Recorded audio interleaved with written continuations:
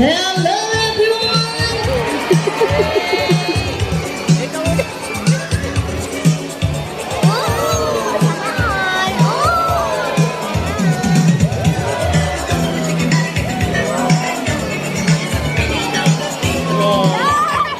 Michael Jackson yan.